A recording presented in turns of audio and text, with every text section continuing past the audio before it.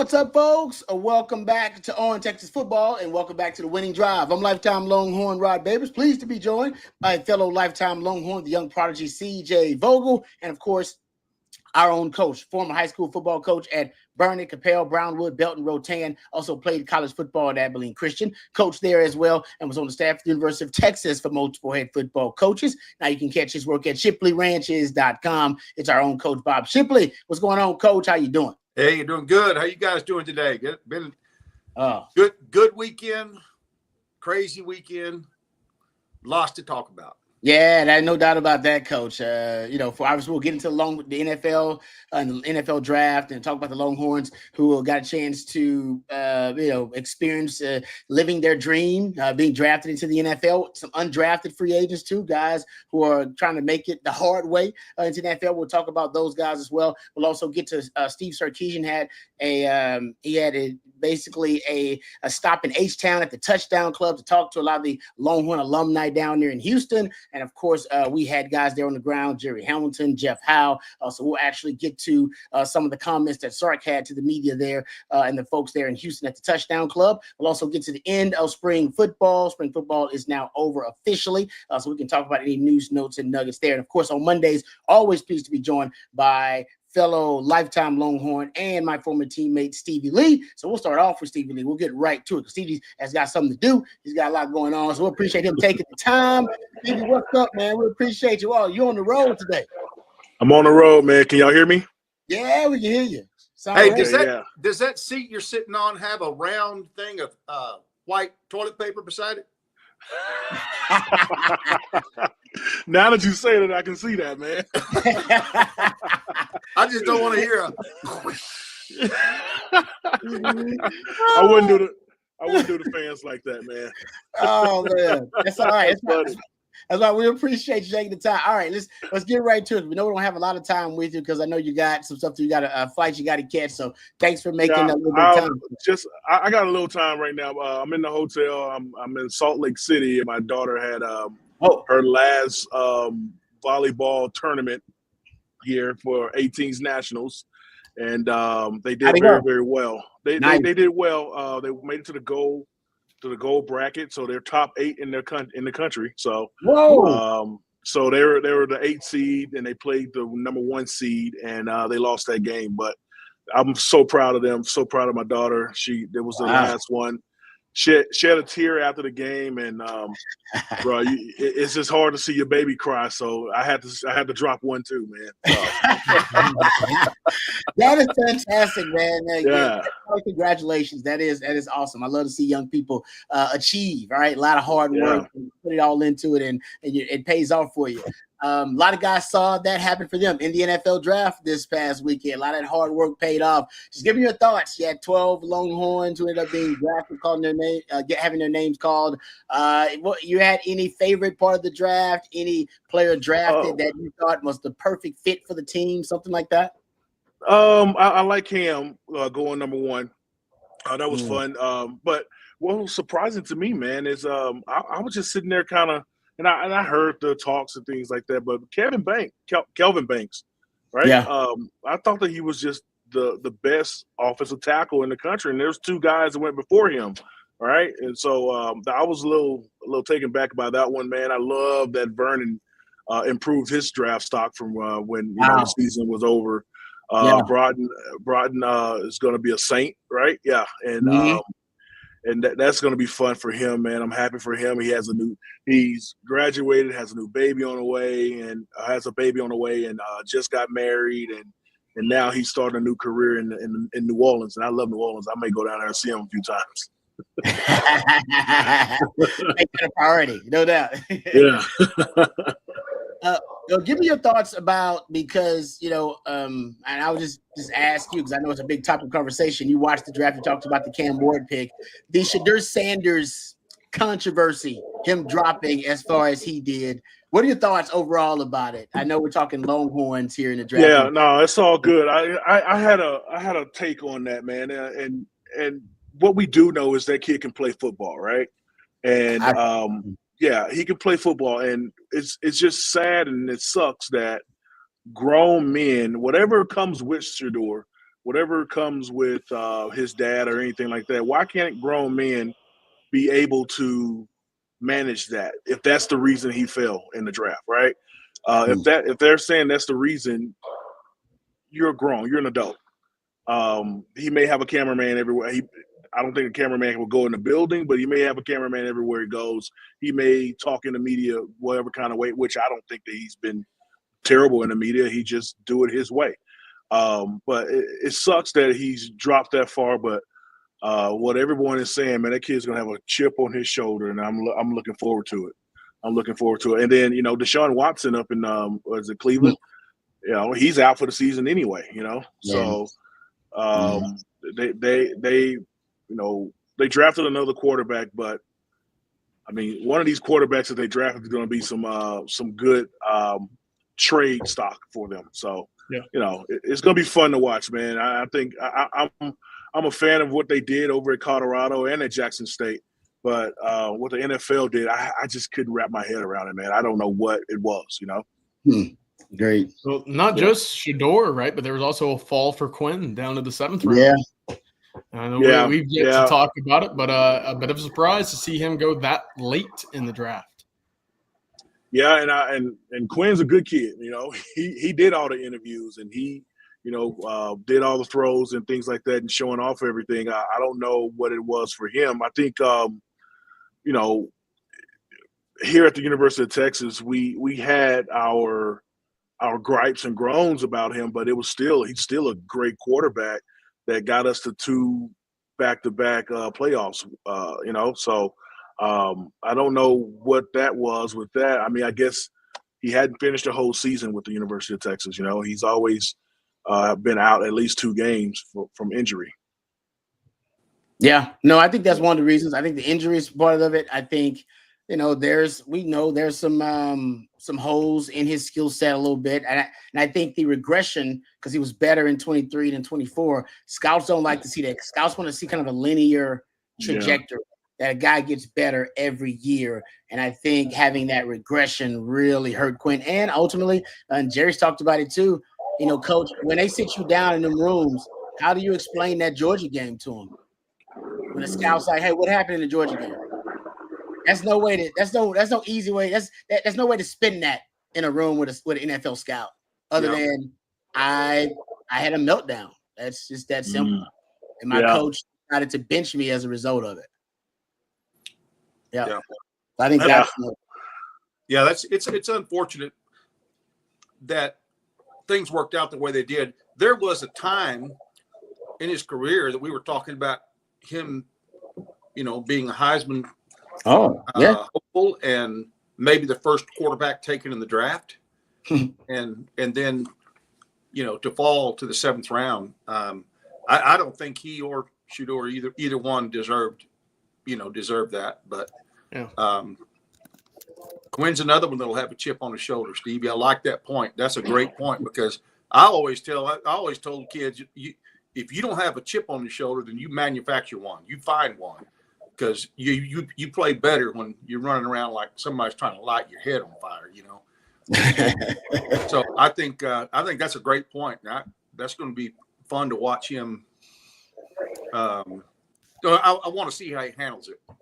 Mm-hmm. Yeah. Because everything's going to be magnified. That he's not going to be able to go anywhere, do anything, say anything that's not going to be recorded, probably. Yeah. Stevie, I know you got stuff to do, man, so I won't keep you long. We appreciate you taking some time with us here on a Monday, man. Talk about the draft and keep us updated. Don't forget the girl.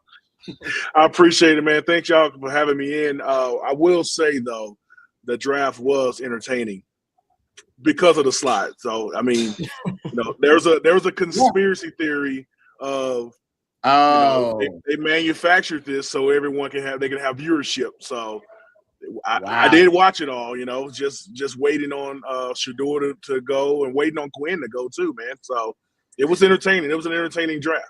It was, but I'll tell you what sucks. I know you got to go because I know we'll keep you long. But because I'm not opposed to your conspiracy theory. I'll get out there on the grassy knoll with anybody. But the fact that what I didn't like about it, they were having this discussion like on the panel during the draft, And if you a guy like a jag like Rod B getting drafted in the 5th round, 6th round, whatever, all you waiting on is that little 30 seconds where all the panels talking about you getting drafted. And they get your little highlight up there and all that. And them guys never got any love. Guys would get drafted. They were just talking about Shedeur the whole time. I'm like, I feel bad for the guys getting drafted. They on a little crawl at the bottom. Oh, got drafted. That's all you got. You trying to make sure you got it in video and get a little video clip, and they ain't talking nothing about you getting drafted to the team. I don't like that, but I get it. It's entertainment. It's TV, baby. It's made for television. And you're right about that, Stevie Lee. That conspiracy theory for the NFL, I'm not opposed to it, honestly. The NFL, they are an entertainment business, man. Ain't no doubt about that. All right, brother. Thank you for the time. We appreciate all your great insight, and give the family our best and travel safe. Thank you. Hook 'em. Thanks, Steve. Stevie Lee brought to you by good friends at Hardgrove Roofing. Thank you very much to our friends at Hardgrove Roofing, hardgroveroofing.com. You can reach out to them and get today they'll offer a free roof inspection for you. Come out and check out your roof for you and make sure that everything is perfect. And as a matter of fact, you want to make sure that everything is copacetic with your roof, and don't try to DIY that thing. Leave it to professionals. The professionals at Hardgrove Roofing. Reach out to them today, 512-645-3202. Offices all over Texas, Louisiana, and Arkansas. So they definitely have somebody in your area. Reach out to them today. hardgroveroofing.com. And thank you very much for being partners with On Texas Football and sponsoring the Winning Drive and bringing us Stevie Lee each and every Monday. Stevie, great guy. He could have mailed that one in. He don't mail it in. Stevie Lee's always giving us his best each and every Monday. All right, guys, we'll get back to the Shedeur thing, because I actually do want to get you guys' kind of thoughts about it, because that was kind of wild. I mean, I'll admit I didn't expect him to drop that far, but I didn't expect Quinn to drop that far either. I was actually looking at because Sark at his at the touchdown club said Texas had the most players drafted in the last 2 years, 23 overall in the last 2 years drafted. Phenomenal number. Shows you that Sark and his staff doing an amazing job at developing talent. And if you go look at it, nobody's had more offensive players drafted in the last 2 years in Texas. I think it's been 14, something like that. A lot to get off, and offensive players at every position. We're talking about now quarterback, O-line, wide receiver, running back. The case could be made. I think this is also something that ends up hurting Quinn, and is that you can make the argument that nobody's had a more talented offense in college football than Texas the last 2 years. You can make that argument. Yeah. And if that is the case, then a lot of, I think, the fingers start pointing back at Quinn and said, oh, well, why did they underachieve then? Why didn't they win it up? Why weren't they better red zone offense? Why weren't they better on third down?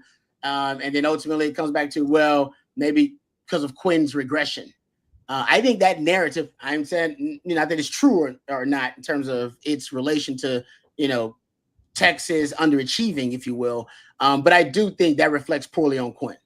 Yeah, I agree. Again, we talked about it a little bit last year, Rod. You had 3 wide receivers taken, 2 in the first 60 picks. You had, a tight end that just broke back-to-back records at the school, and the first running back taken off the board. And, one of the things coming out of that draft was a lot of folks with the narrative saying, hey, a big loser of this entire week was actually Quinn Ewers. That was a year ago.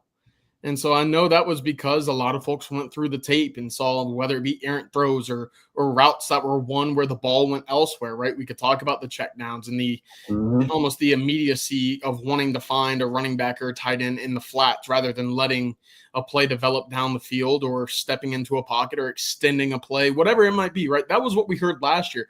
Haven't heard that as much this year, obviously. Matthew Golden, the one Longhorn drafted at wide receiver. Gunnar Helm goes in the 4th. Look, I'm not going to say that, Quinn was the reason why this offense failed at times, but I don't think that there was necessarily a good taste in the mouth of NFL guys in terms of watching all of that tape and evaluating Quinn and not seeing that step up in the 3rd year as a starting quarterback.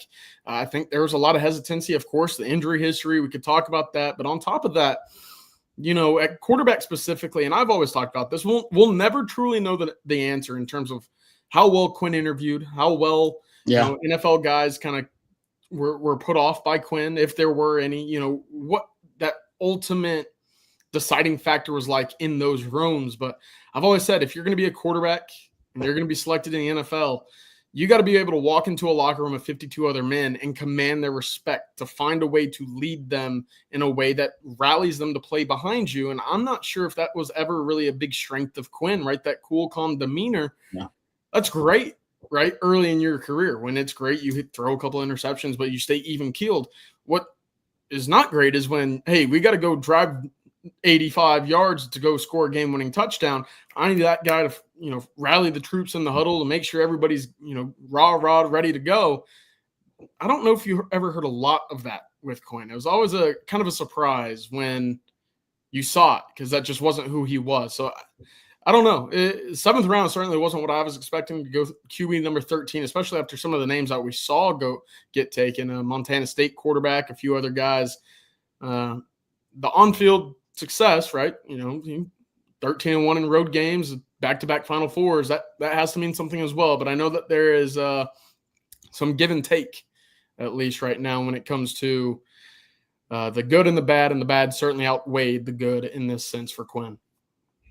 Yeah, I think there needs to be also a distinction between, yes, Quinn, the NFL prospect, and Quinn, the Longhorn quarterback that helped Texas get to the Final Four in back-to-back years and put the program back on track. There are a lot of similarities between him and Chris Sims, in my opinion, because of just they're not going to be appreciated in their time. Yeah. And if not for Sims, I always said you don't get Roy Williams and B.J. Johnson and Sloan Thomas because of that. I don't know if you get your, Cedric Benson's of the world, because that was such a splash recruitment back in the day.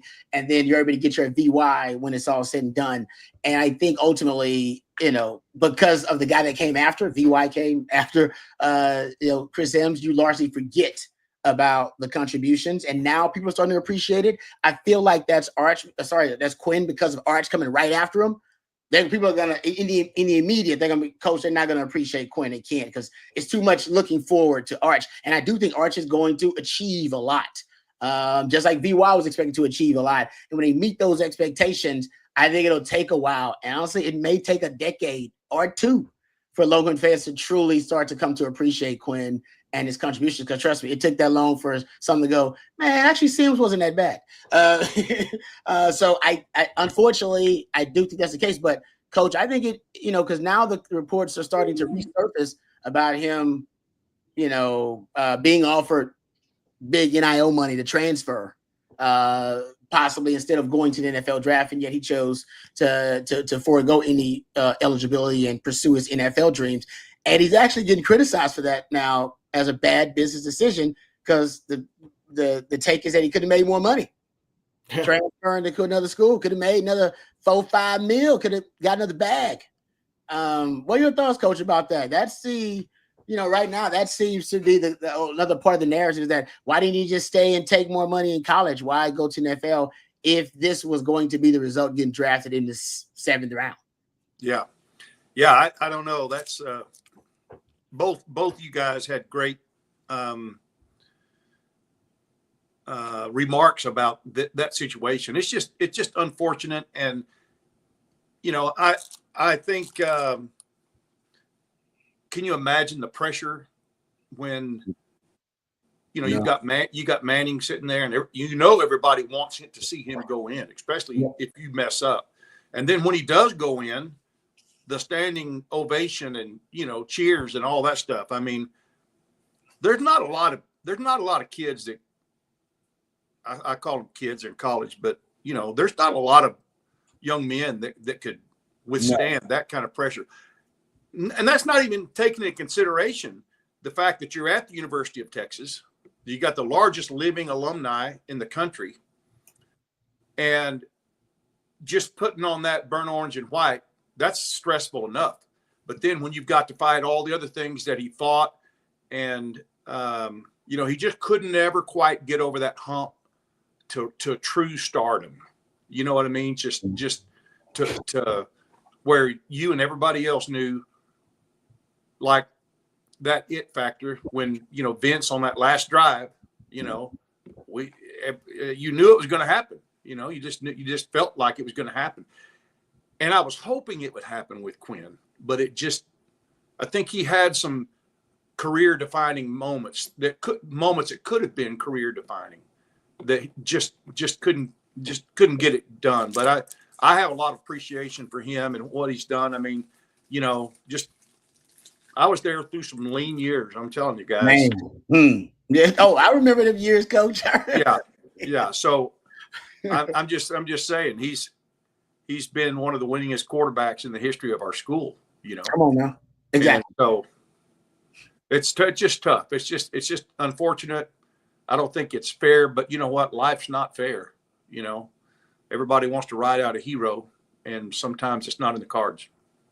Hey, but you know what? You got a nice pile of money to cushion to cushion your blow. This is my thing about Quinn. I've said this before. I do think his legacy at Texas mattered to him. That's why he didn't go take the. Now he made good money at Texas. I mean, we'll talk about Dia Bell here in a second, who's a Texas commit who just signed an NIL deal, I believe. We'll talk about that, right? And Arch, I don't even know what Arch's figure in NIL money is going to be. And Stark was talking about Quinn. Matter of fact, he said something I thought was pretty cool about Quinn, that Quinn didn't take any money from the NIL collective. He's at the touchdown club. He said all of his were true NIL deals, like independent on his own NIL opportunities that he sees on, which people say, oh man, what does that matter? Well, the collective only has a certain amount of money for every sport. So that means he didn't take from that collective. That is now more money Texas had to spend on building the roster. So it was like the NFL, right? That chunk you pay to your quarterback, that's a lot of money. Right? That's the biggest part of your salary cap. Think about your quarterbacks like, nah, I'm good on the NIL collective money. I got my own independent deals over here. That's big. That's huge. I'm sure Arch can do the same. But I think that his legacy mattered to him. Yes. Is it a bad business decision to go to the draft and end up losing $4 or $5 million? You can make that argument in the short term, but in the long term, and I can attest to this. I'm sure CJ can. I'm sure Coach can as well. To be known as a Longhorn, it does carry value, long-term value that you can monetize later in your life. And like I said, $4-5 million, a lot of money. But for Quinn, who's gonna, like I said, he's been blessed enough. I'm sure he's got plenty of money that he's made in NIL deals since he's been in college. He's going to make good money in the NFL as well, because quarterbacks just make good money. And if he's got good people around him, he can make some sound investments. And when he's done with football, whenever that is, hope that's a long time from now, he wants to live in Texas, and he wants to do business in Texas. And he wants to, he wants to, I'm sure, have some other interest in Texas. It's going to pay off for him to be known as a Longhorn in that regard. To be I was drafted as a Longhorn. I'm a Longhorn. I'm a Longhorn. Or I didn't go to Notre Dame or something like that as a mercenary after that. So no, I'm known as a Longhorn. He'll make his money back that he lost. I'm not disagreeing that he may have lost a little money in the short term. He'll make it back in the long term, guys. Yeah. I promise you. That was as Major once told me, that was a 40-year decision, not a 4-year decision. He'll make it back. Yeah, I agree. And again, looking back at Quinn, right? This was a guy that committed to Texas, and at the first sign of opportunity presenting itself for him to be the quarterback at Texas, transferred to Texas, right? Has a Longhorn tatted on his thigh. Wanted to be at Texas, didn't want to go play anywhere else. And he mentioned that at the combine, saying, I thought my time was up. I did what I thought was a fine job helping get Texas to where it needed to be on the national level, and I want to be remembered for that. So that's great. Hopefully, that's what he is remembered for. Now, of course, in the NFL, I think he's at a good spot. If you could go anywhere as a number 2 guy right now to have the weapons that they do down in Miami, the coach that they have in Miami, the offense that's as similar to Sarkisian's as you'll find in the NFL, it's a pretty good spot all in all for Quinn to start his career regardless of the money he's making in Miami. Yeah. No, you couldn't ask for a better fit. I mean, if you'd asked me to make a top 3 list for Quinn, and I believe we actually did this at one point talking about draft stuff, Miami would have been in that conversation. They love pre-snap motions and shifts. Nobody does more motioning than they do. They target to motion a lot, heavy play action, heavy RPO game. They're also known as one of the fastest, if not the fastest team in the NFL. Sark's teams are known as some of the fastest, if not the fastest team in college football. Also Tua, because Tua dealt with a lot of injuries. Quinn as well has dealt with injuries. he has built the offense to insulate him. The passing game, it's a quick passing game. Ball comes out quickly. What is Quinn's strength? Quick game. Ball coming out quick, throwing from different platforms in the RPO game. So they've built the passing game so that his time to throw being so quick is another insulation of pass protection. Quinn, that'd be great for Quinn. So I love the fit, and honestly, the fit is a big part of being an NFL success. So I don't know if he could have asked for a better situation than the one he's going to. He had to go to a Mick Shanahan offense. That might be the most ideal one for him, honestly. All right, before we get to, I want to get Coach's thoughts about some of the other draft picks.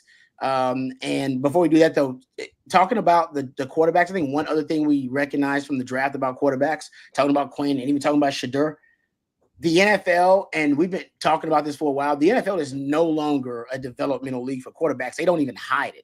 I think that also relates back to why the first family of football, the Mannings and Arch, they've been so adamant, and his people, that, oh no, he's going to be in college for a while. He sat behind Quinn for a couple of years and saying that he's going to play for 2 more years here at Texas, because I think they know more than anybody, the NFL ain't interested in developing you as a QB. They're not. It's just not their business. And that means I think that's why developmental quarterbacks dropped lower in the draft this year. Usually developmental quarterback, they draft them in the middle rounds. They're not drafting them in the middle rounds anymore, guys. You go look at it, the first 2 rounds, would you have 3 quarterbacks drafted overall in the first 2 rounds? And then you take, and I don't think you had 1 quarterback drafted in the 4th. You had 2 in the 3rd, I think 1 in the 5th. You had 6 in the 6th and 2 in the 7th. All those developmental quarterbacks that usually would have crept up into the middle rounds, and it's like, nah, I'm not interested in developing QBs anymore. Those guys lose value because what the hell am I going to do with them? They don't work out. It's a wasted draft pick. So I think that's what's happening too. Developmental guy. Now, Shedeur, different situation. But Quinn, I think that's a big reason also why he dropped. They see him as a developmental project, and they're not interested in that anymore. Yeah, a lot of those guys late too, Rod. You could point to have, the size, some gamership in them, right? Dylan Gabriel went, pretty early, I would say, but he has that gamer mentality. Texas saw that in the 2023 Red River game. Yeah. Riley Leonard, Will Howard, these guys that made it to the college football semifinals as well, the national championship game, and you just see them at times will their teams. That wasn't ever something that I think Quinn did well. Was putting the cape on and just saying, hey, I'm going to go get this first down. No one's stopping me. So I think at the quarterback spot specifically, you're seeing that now with a Josh Allen, a Jalen Hurts, these guys who are able to withstand hits, but also pick up, unconventional yards is the best way I can put it as a quarterback in this era of the NFL.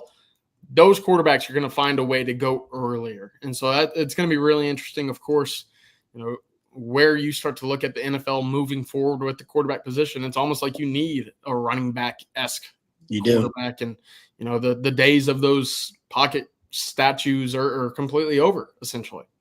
Yep. I agree with that. All right, we'll get to some of your comments and more draft discussion, talking about Sark's time in Houston at the Touchdown Club. But let's thank one of our sponsors before we move on, our friends over at Von Lane. That's right, folks. If you've tried driving, you tried flying to travel to the major Texas cities, Houston, Dallas, Austin, San Antonio. Well, now try Von Lane, the smarter way to travel between major Texas cities. And how about this, folks? For our out-of-state listeners, Von Lane now connects Nashville, Memphis, and Atlanta as well. But getting back to the major Texas cities, because I actually am a huge fan of the Von Lane. I've traveled to Houston on the Von Lane, actually just to go visit family. I've traveled for business on the Von Lane to DFW, and it is fantastic. Once you try Von Lane, you won't want to travel or any other way.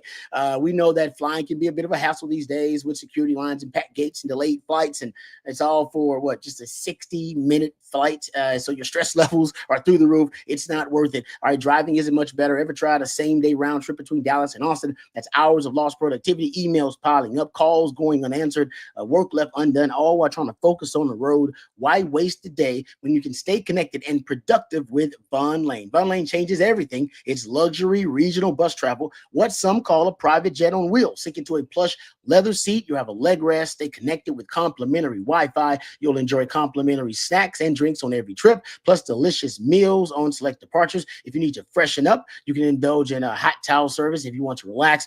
They have eye masks and pillows and blankets to keep you cozy. The Von Lane team takes care of every detail so you can sit back, unwind, and enjoy the most comfortable travel experience on the road today. And if you are thinking about a business trip, or maybe it's a guy's trip, gal's trip, bachelor party, bachelorette party, maybe it's a special event, a concert, maybe it's a football game, you can charter your own Von Lane coach for the ultimate group experience. Von Lane is first-class travel without hassle. See for yourself. Visit Von Lane. That's VONLANE.com, and use the promo code OTF25 for $20 off your first trip with Von Lane. And really appreciate the Von Lane team for being a part of our team here at On Texas Football. All right, let's Coach, let me ask you a question about the draft. Which outside the first round, because first round guys, I mean, they're supposed to come in and play right away. That's why they drafted so high. Which one of the Longhorns drafted outside of the first round? So no Kelvin Banks, no Matthew Golden, Jadae Barron in this discussion. Do you think what ended up being the earliest contributor, or who starts first, earliest contributor for their team? Who do you think gets the most action out of those guys drafted outside the first? Oh, Coach, I think you're muted. You're muted, Blake. I like that. I'm thinking, I don't know. It's obviously just a guess. You never know. But I would like to think Andrew Makuba will be a guy that will make an impact early. With his versatility. Yep. I love that pick, Coach. I actually said that probably a couple of days ago, so I agree with you. When he was drafted, I said that's the only position on defense where the Eagles aren't loaded. It's safety. And they just lost C.J. Gardner-Johnson. I think he signed with Houston. He was kind of their enforcer in the secondary. I'm with you. I think Makuba, I said he started within 2 years. That was my take on it. Yeah, good organizations just draft good players, right? And the Eagles did that at the back end of the first round, and they certainly did that with Makuba at the 64th pick. I mean, they find ways to collect these talented football players with a lot of production, and Makuba is certainly one of them, even with kind of a smaller frame or one that wouldn't necessarily check all the boxes of your prototypical safety. Yet you watch the tapes, specifically in the SEC, and you say, yeah, I'd want this guy in my locker room. I'd like to have this guy on the field for me. The other thing that's really interesting for me after this year is, look, you got 12 guys drafted. There were 3 teams that took 2 Longhorns apiece, right? The Saints taking Vernon Broughton and Kelvin Banks. You have the Packers taking Matthew Golden, Barron Sorrell, and, of course, the Eagles adding Cam Williams late. Look, we know what about the Eagles and their massive offensive line and how they're able to just give Jalen Hurts all day to throw, essentially. Why not take Cam Williams in the sixth round and just say, hey, we're going to build you up a little bit. We're going to wait to get you on the field. But that size is certainly something that's going to help Saquon Barkley or help the running game, while also knowing that you're a pretty good athlete for being 6'6", 350 pounds. Mm-hmm. We're going to build that into eventually becoming an NFL right tackle. I think there were a few NFL GMs evidenced by these picks that said, yeah, I like these Texas Longhorns. And obviously Sean Payton is no stranger to collecting a Longhorn himself after adding Jadae Barron in the first round as well.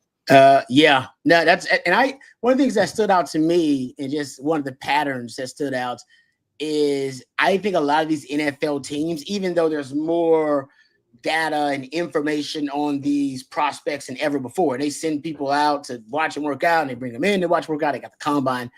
It's so, to me, so interesting and compelling how oftentimes you will hear a story just about a first-hand source or a direct source who was able to either confirm a player's football character or confirm their work ethic. And like the Jadae Barron thing, right? We talked about Jadae Barron being drafted to the Broncos with Vance Joseph. You brought up, CJ, that he was Terry Joseph's cousin. And you go, well, that makes a lot of damn sense, right? And it's like, oh, well, then you can vet him. You don't have to do that much vetting. You can just talk to a firsthand source. Oh, yeah, no, this guy. Same thing with the Saints, right? They got Bo Davis down there. They got Terry Joseph down there now with the Saints.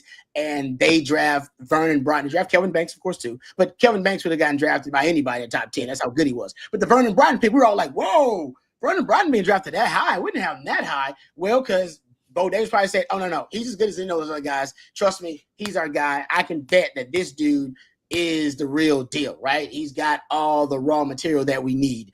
I just hear those kind of stories. Like I remember the Jordan Whittington story to the Rams, and they talked about how all of his teammates kept talking about him. And then Les Snead's son, Tate Haver, is a long snapper on the team. He said he raved about him. He said, "Oh no, everybody on the team talks about this guy is a great culture guy. Like you just want him in your locker room. You want him on your team. He's a guy." And boom. Remember the DeMarvion Overshown story about Jerry Jones' grandson on the Texas team? Was it Paxton Anderson? And he raved about DeMarvion Overshown and how great he was. And you're like, no, actually, yeah, firsthand direct source. It's amazing to me how I think we kind of, I don't know, maybe not disregarded, but maybe underrate or underappreciate how, man, it's still like, I know a guy. Oh, I know a guy. He knows that dude. And coach, as you know, the coaching community is like that, coach, which is probably what we're talking about. It's like, nah, it's just the degrees of separation sometimes end up being 2, 3, but if you can get a direct source that you trust, oftentimes that can push it over the top. Yeah. Relationships matter. There's no doubt about that. And how you take care of yourself, how you handle yourself as a person. The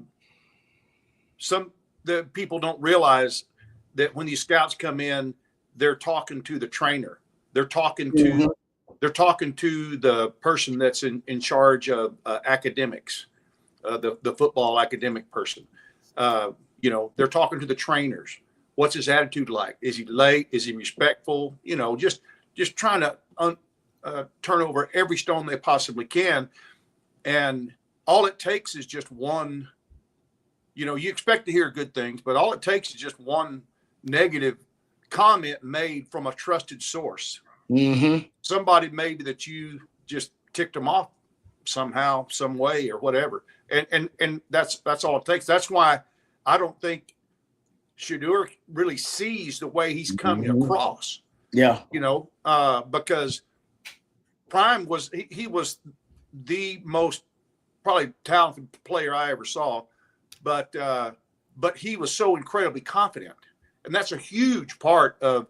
When you can put his physical characteristics together with that heart and that mind that he had, he could do anything, and he's taught his kids the same way.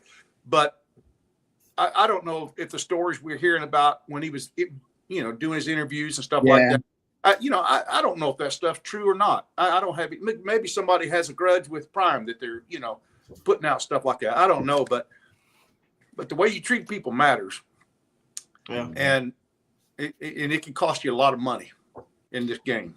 Yeah, Coach. Yeah, Coach. I thought what you said about the relationships. Yeah. And, the connections that matters. And what's going to be really interesting is, some of this past draft. How do these relationships help out this new batch of guys? Right, for the second straight year in Arizona.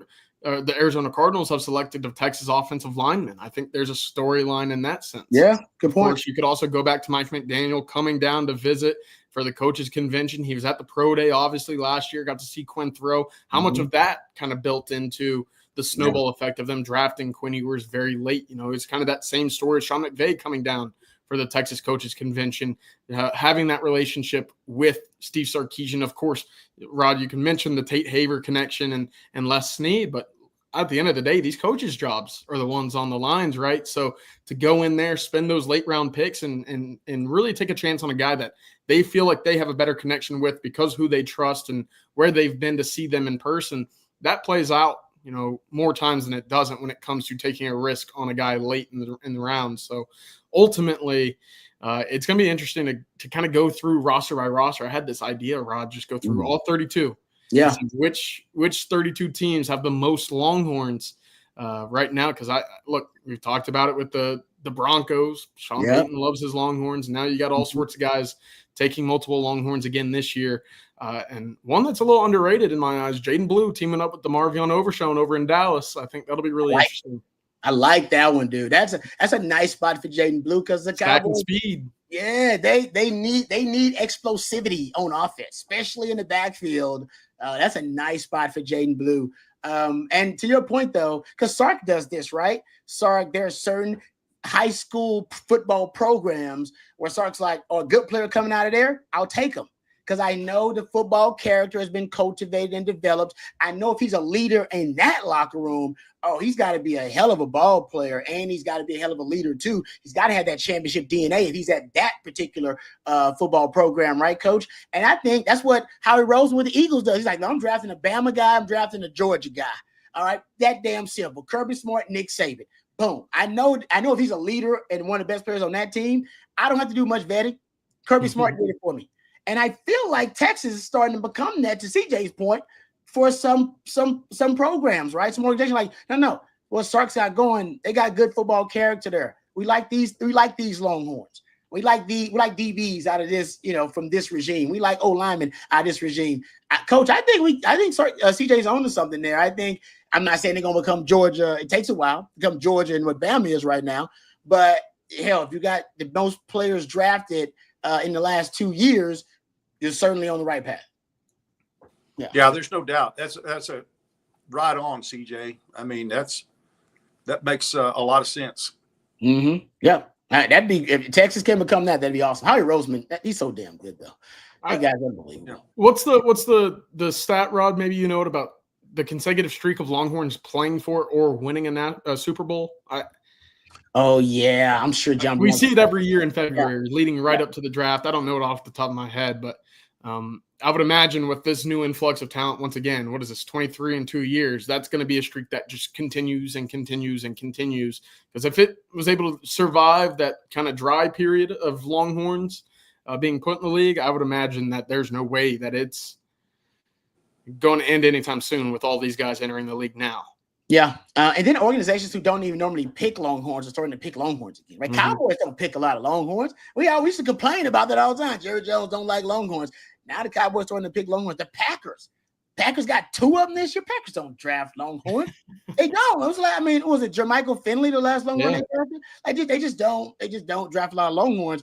Got 2 of them this year. Speaking of, this is a great Matthew. Can you have this queued up, please? I don't know if you guys got a chance to see this. So Matt LaFleur, the head coach of the Green Bay Packers, he was talking to the media about their draft picks and the Barron Sorrell moment. Barron Sorrell and Matthew Golden both being there was awesome. We'll talk about that after this, but here is him talking about Barron Sorrell and one of the things that kind of put his draft stock over the top for them.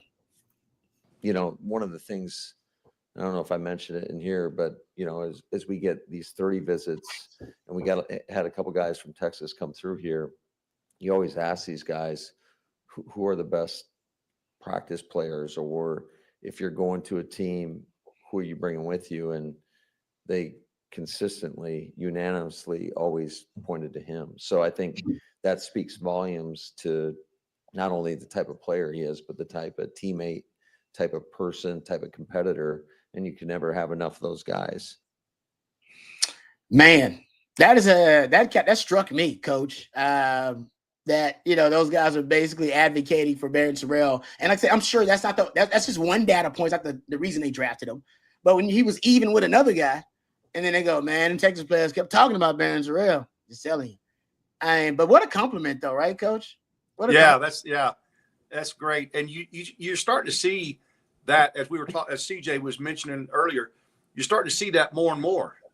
The character, the culture that these kids bring with them. And I'll just tell you, I've been in DKR in the locker room with some guys that weren't very good teammates. They weren't pulling for each other. They were pulling against each other, it seemed like. And wow, has that changed? I mean, those guys, they truly are brothers. It seems to me to be the way that everybody I talk to that's involved in the program is just it's amazing, and it's really cool that the NFL is finding out, and everybody wants a winner. Everybody wants a winner, especially people that win the right way. Yeah, I don't know. Barron's a great story. Great. Didn't he win at the Senior Bowl? Defensive lineman of the week for his team. Yep. Yes. And they were basically like, it's a word about how you practice, like how, what you showcase in practice. And even at the Senior Bowl, he showed up. Yeah. And Rod, that was a team that had Shamar Stewart, Shamar Turner. Then, they had a Princely Uman Mialan. Like, these are guys that all went earlier than Baron Terrell, and yet he was the one that walked away with those accolades because, again, it's the way that he approaches each day of practice, each day of, getting to the next level. And for him, it was, hey, I got to find a way to get drafted. So the Packers, another team that drafts very well, and you saw that reception with Matthew Golden, I'm sure, in the first round. How cool it was that? That had to be the coolest moment ever, to be the man drafted in the first round of the hometown team who, and for Baron Terrell's sake, to stick around in the green room exactly 3 and still get to experience that. That's got to be an awesome feeling. Yeah, that's just so rare because not a lot of guys attend the draft, especially in Green Bay. The NFL's kind of limited the amount of guys they want in the green room for the first round because they're supposedly they don't like the drama of guys falling in the draft and then the camera on them all the time. They say they don't like that, but I'm kind of with Stevie. I think it definitely leads to be more entertaining drama. But ultimately, not a lot of guys were at the draft. Period. And because it was in Green Bay, number one. But Baron Terrell was there. I think he did some interviews that I saw there during the draft as well before he got drafted. And for him to be there, for 2 of their draft picks to be there in Green Bay when they got drafted, pretty surreal moment. So congrats to those guys, man. That's fantastic. All right, we'll get to, I know you guys got some questions and a couple other topics we want to bring up as well. Some, not so good news for Longhorn football fans. We'll get to that in just a second, but let's thank our friends over at Flat Creek Estate Winery before we move on. Did you know the most awarded wine in Texas is actually the vineyard closest to Austin? That's right, ladies and gentlemen. Flat Creek Estate Winery is just minutes from downtown Austin, and they've won award after award for their vintage wine, Super Texan. Super Texan. Actually, I had somebody at the Fan Fest come up to me and say, I love Super Texan. And I was like, oh, and we bonded for a while because they were like, oh, man, thanks for recommending it. My wife loves it. We love it. So, hey, the good word is getting out about our friends over at Flat Creek Estate Winery. Super Texan is also available at your local Specs. You can give it a try there. I saw it displayed at our local Central Market here in Austin. And not only do my friends at Flat Creek produce some of the best premium wines on the market, but they're also a gorgeous venue with barbecues, wine tastings, and tours every single weekend. It's perfect for a day date with your significant other or a weekend getaway with your significant other. That's Flat Creek Estate Winery, flatcreekestate.com, and really appreciate them and their support of On Texas Football. All right, before we get to some of the other topics, I think we got a super chat here real quick. How about this one from Katie35? I'm the best. Sad news on Ryan Watts today. Could you see Sark bringing him back to Texas as an analyst in the DB role? Think he'd be great for young high school kids and players. Yeah, for those who didn't hear, and I saw it today too, it's really unfortunate. I think I saw Blake Monroe actually tweet out the statement from the Pittsburgh Steelers. Thank you. That's why Matthew's the best in the business. Yeah, they released Ryan Watts, and they said, unfortunately, today we're releasing Ryan Watts from our roster. After consulting with our medical team, medical experts, and Ryan's representatives, we all agree that it is in Ryan's best interest to discontinue playing football at this time. We will continue to assist and support Ryan as he transitions to the next phase of his life. And that was from Omar Khan, the general manager. So unfortunately, the medical issues and injuries that he was dealing with when he first got drafted by the Steelers, they've not able to resolve those issues. And apparently now we're talking about they've been career-ending issues that he's been dealing with. So that's very unfortunate for him. But yeah, I didn't know, CJ. I don't know if it was something new or something that, because he was injured when he first got there. I wasn't know if it was just something from when he first got there. Has he ever been healthy with the Steelers? I really didn't. I couldn't find that information anywhere. Yeah, I don't believe he ever was. And I think it goes back to that Texas Tech game leading into the Big 12 championship in 2023 when he went down on, I believe, the second or third play for the Texas defense. It was very quick. It was very sudden. It maybe didn't feel like a significant thing at the time. Of course, he still played in the Washington game and the Sugar Bowl, but I don't think he ever got 100% after that stinger, and that's what they called it at the time. Unfortunately, I ran into Ryan in Atlanta during the SEC championship weekend, and he was in Atlanta rooting for his Longhorns. It was funny because he was wearing shorts and a T-shirt, and it was about 20 degrees outside. He said, "Yeah, I made the wrong decision for this," but after that week in Atlanta, he was expected to go up to New York for another option on his what we know now is his neck, right? And, what it sounded like is that this was going to be a multiple option for him, something that he had already gotten previously looked at, probably didn't like what he heard. And, as you would expect, anybody tracing their dream of playing in the NFL would go through just about every single avenue to make sure that they could still continue playing in the NFL. So it's very unfortunate for Ryan. And of course, he's an awesome kid. He was a guy that I really enjoyed covering down here in Austin. I know that Texas fans rooted for him once he arrived down in Austin from his time at Ohio State. So yeah, hopefully there is some sort of path that, he could take to get on the field as a coach or a GA or someone that players can just lean on, because that was the kind of guy he was when he was in Austin. Of course, very unfortunate to see, this is how his career ends, because he was the guy that made the trip to Jahdae Barron's party. And so he was around a number of former Longhorns. I know DeMarvion Overshown was down there, and this really sucks. Yep, it does. You never know, Coach, when it's your last rep. You don't know. It may be because of an injury, or it may just because you don't get to play ball anymore. But I mean, it's pretty fragile. So yeah, it is. It's there's so many heartbreaking stories like that. Oh, so many. Even personally with Jordan. Jordan had a great rookie year, and then second game of his second season, he had a very horrendous ACL injury. It was incredibly ugly.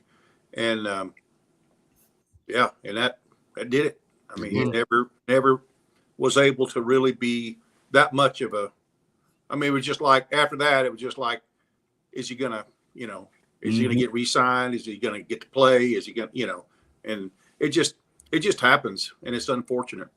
Yep. I've talked to a number of guys. I was talking to Aaron Williams about, now his career ended. Very similar thing. He had a neck issue. Mine was shoulders. Couldn't get my shoulders right. Couldn't stay, couldn't keep my, get shoulder surgeries on both shoulders multiple years in a row. Just couldn't quite stay healthy enough. So it's a brutal game, man. I feel bad for Ryan. I hope he comes, and it's a good thing that the family right now is a really united family in terms of the Longhorn family. I'm sure the nation will embrace him when he comes back. So if he wants to do something else, start the second phase of his life, I'd encourage him to do it with Longhorn Nation. Come on back, just like KD35, I'm the best says. One of those, don't cry because it's gone, smile because it happened moments. Yeah, amen, Texas Boy Wonder. Amen to that, brother. You're all right about that. Thank you for that very optimistic message. We appreciate that. All right, let's. I want to ask you guys about this because I know people have been talking about it in chat. So it's unfortunate news. Nick Brooks. This was being reported by 247. I think Chip Brown threw it out there. Facing a DWI charge according to Travis County authorities. So that happened over the weekend. That's a little disappointing because I got to tell you, I was spending some time at the 40 Acres doing the pro days I did, but just recently during Fan Fest, he came up both times by folks behind the scenes like, oh, no. This dude is a dude. Not saying he ain't going to be a dude. He's still going to be a dude. But of course, that you got to earn the trust back when you start making some decisions like that away from the field. Everybody knows you can make mistakes. You got to come back from it, make better decisions. Trust me, when I was 18, 19, you don't want to see the multitude of dumb things I did. But for the man, he's got to earn the trust now back of the coaches in the locker room. So, and that I'm sure that will happen. But people have been talking a lot about him, CJ, like about how impressive he's looked already as a true freshman. So, like I said, unfortunate that he'll have a little setback here in terms of decision-making, but there's no doubt the future is bright for the young man if he makes, good decisions and stays on track. Yeah, you never want to see this, right? Yeah. DWIs, DUIs, you never want to see this. Now, according to the affidavit, he did blow a 0.00. It was just that there was another intoxicating factor in which an officer deemed he was unable or unfit to drive, which, of course, look, you don't want to be in that situation, right?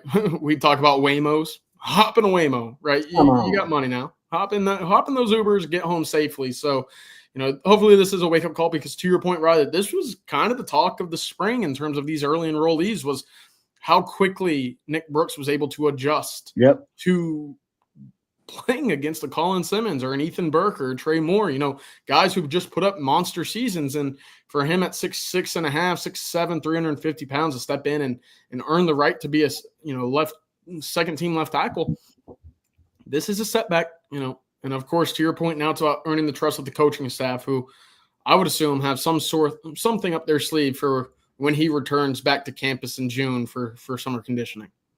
Yeah. Yeah. No, but like I said, I've multiple times people unsolicited. Like I didn't ask about them. They just like, hey, who showed who looks good?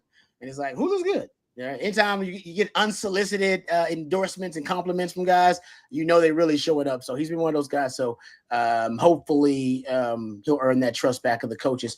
And maybe depending on the lawyer that he gets, he can, get this charge reduced or dismissed. As like CJ said, it looks like there are some extenuating circumstances there. All right, Derek Best throws out a super chat here. He says, I know you've talked about newcomers this spring.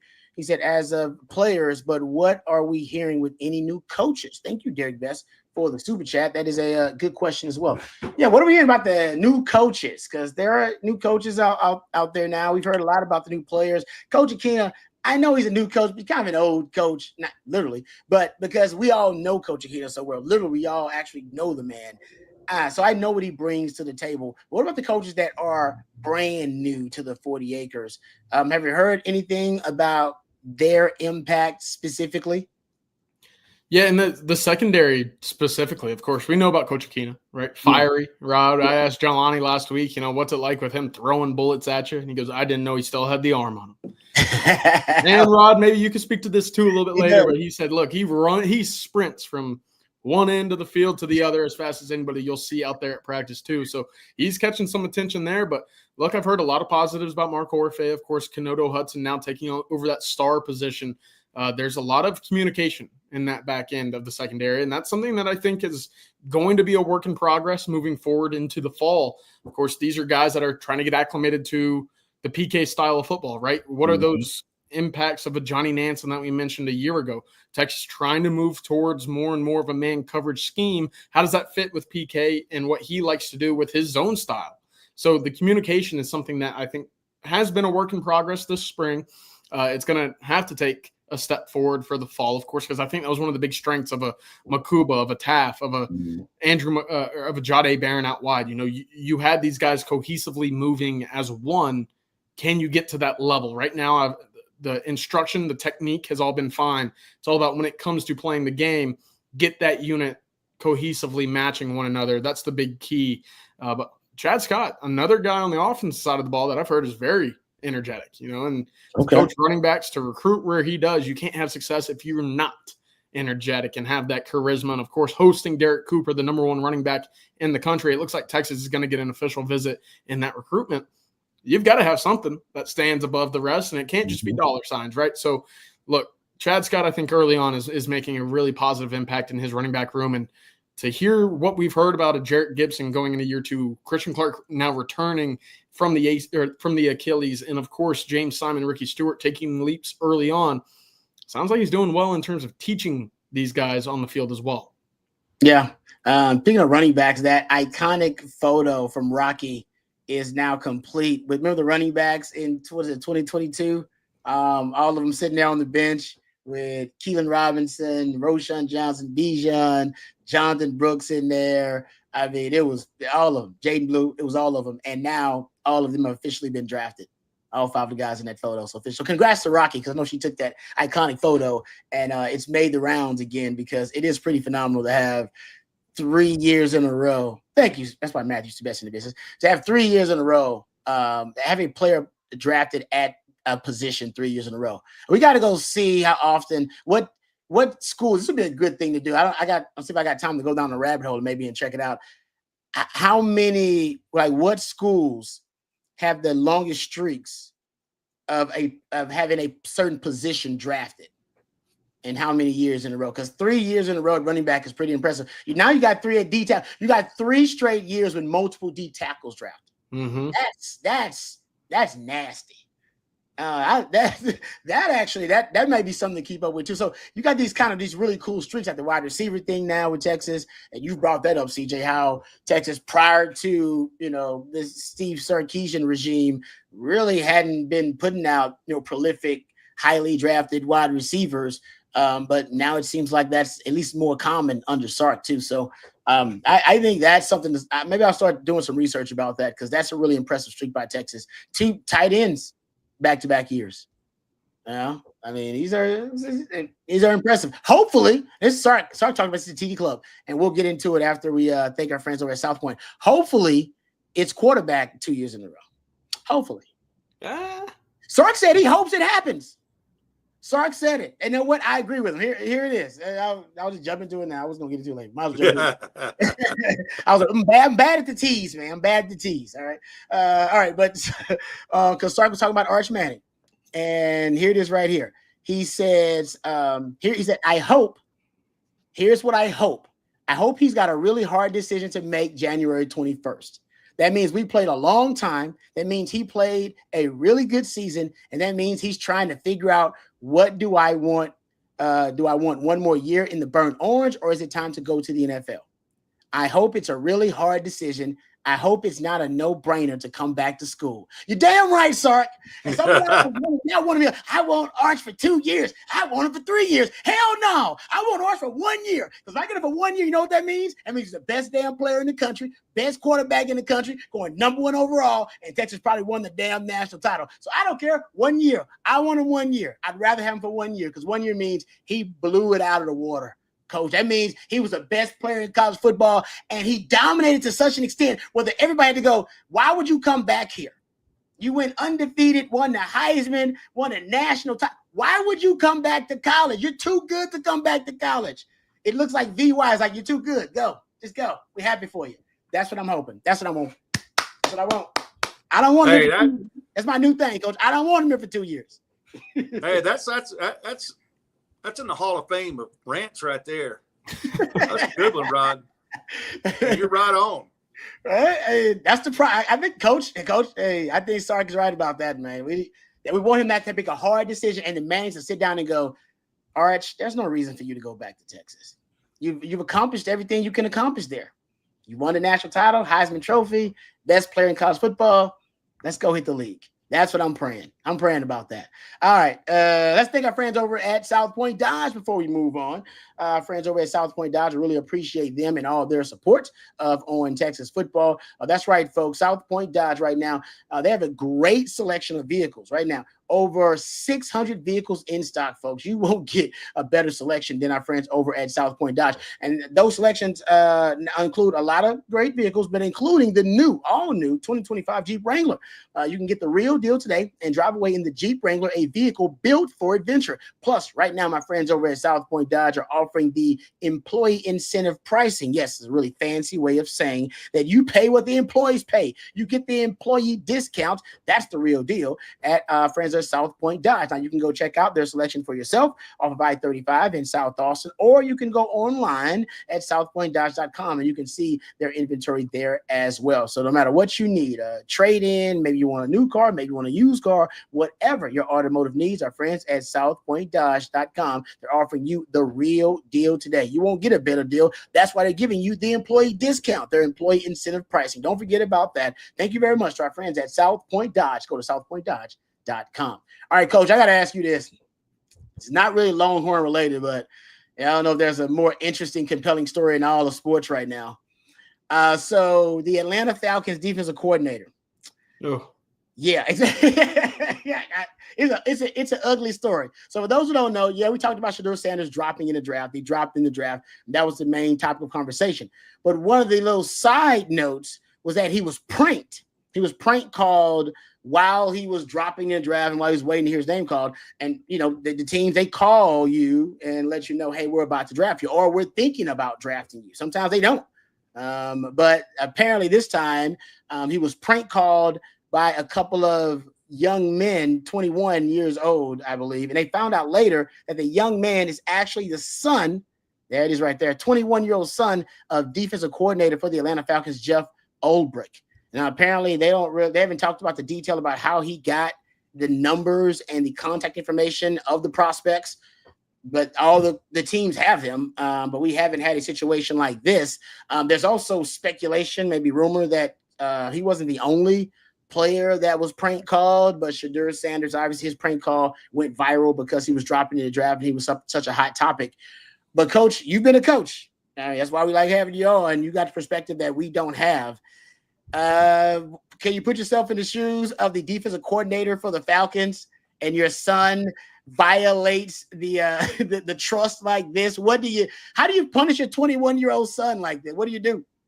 Oh man, I can't imagine how sick he felt when apparently the Jack's his dad's laptop was still on, and he saw the numbers of the, and you know, he had just gotten that phone specifically, had given the number to no one except the NFL.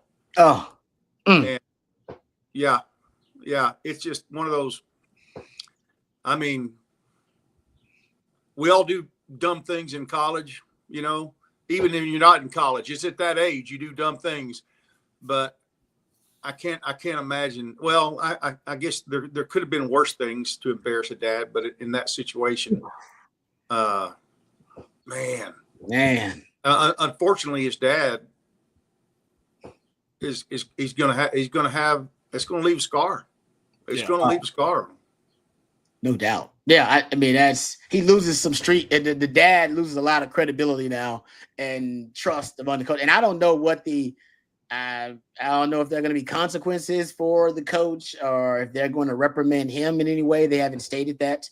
But it's ugly. Like, that's ugly. It's already, you know, disrespectful to prank call him and that kind of stuff. I get that. But from a coach's son like that, and he got it from a laptop, you said, coach, that the coach was supposed to make sure that it was confidential, but the coach was probably like, hey, I can trust everybody in my damn house.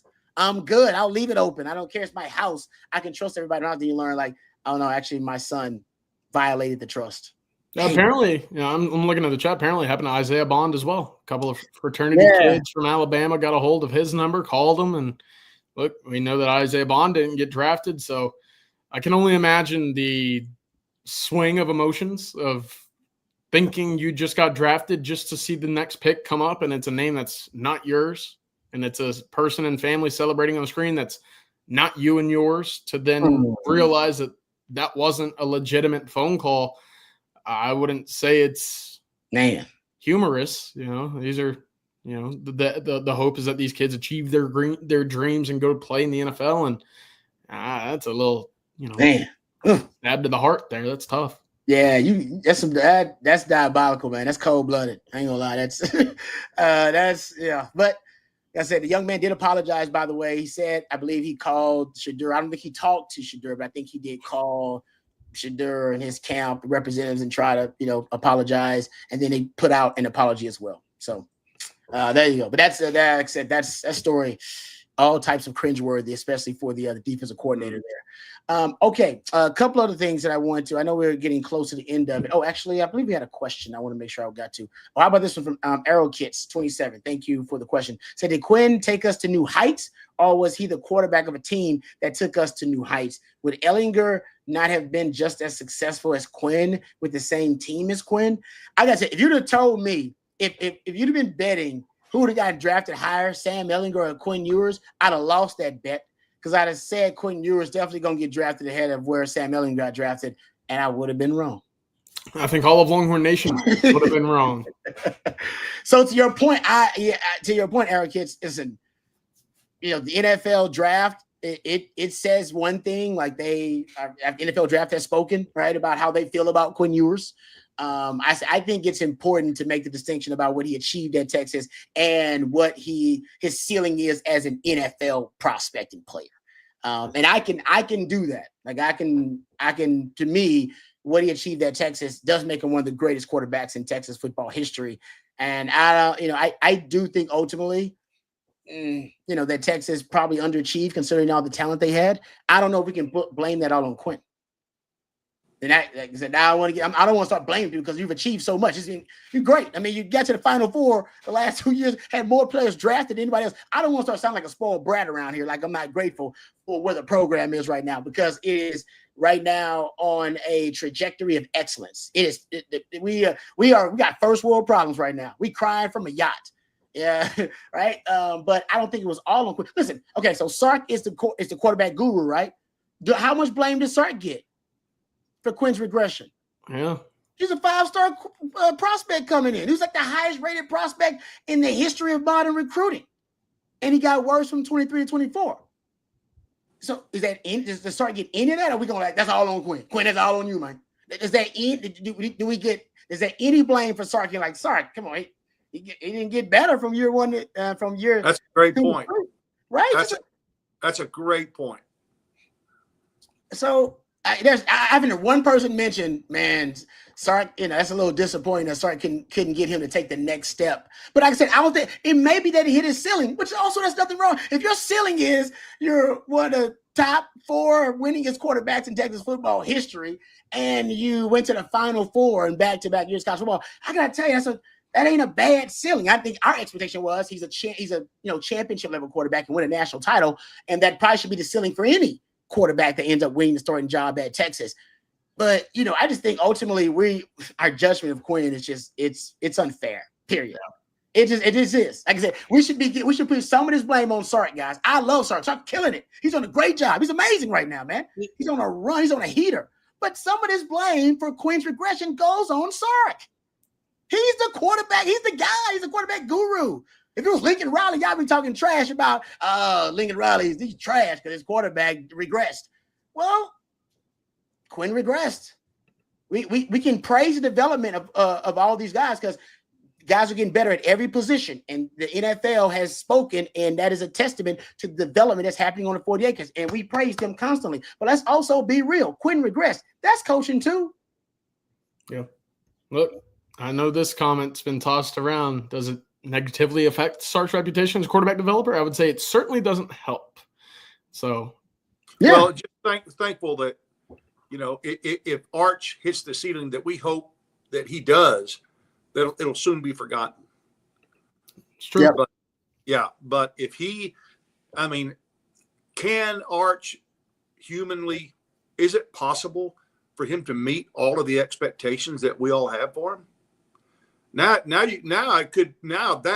If he is not what everybody hopes he is, now that's 2 in a row, and that's trouble. That's a great point, Cut. That is because the assumption is don't worry about the regression of Quinn and him underachieving. Don't worry about that because we about to hit the promised land in the next 2 years. So and you know what? I agree with that. Don't worry about that because I don't necessarily put that all on Sark. I don't put it all on Quinn. I think there's blame to be shared there for his regression, and that's where the team is, right? I lost games when I played with the 40 acres that we shouldn't have lost. We lost to Texas Tech in 2002. I told you guys I'll take some of the blame for that. I wasn't the only one. We gotta share that blame. That's what the team is. Arch has LeBron level type expectations, in my opinion. I agree. I remember talking about how LeBron is one of the only athletes that's ever actually met and exceeded expectations that were that high. I remember him in high school, him watching the games on ESPN and people saying, oh, they believe he's going to be as good as Michael Jordan. I was like, that's crazy to even say that. Why would you say that about that? Why would you put expectations on a young man like that? But now we're having the debate, who's better, LeBron or MJ? Can Arch do that? I agree with CB. That's what level of expectation he's going to have to meet. And it seems like unless he wins the Heisman, wins a national title, that he's not going to meet those expectations. Because that's the expectation Longhorn fans have right now for Arch.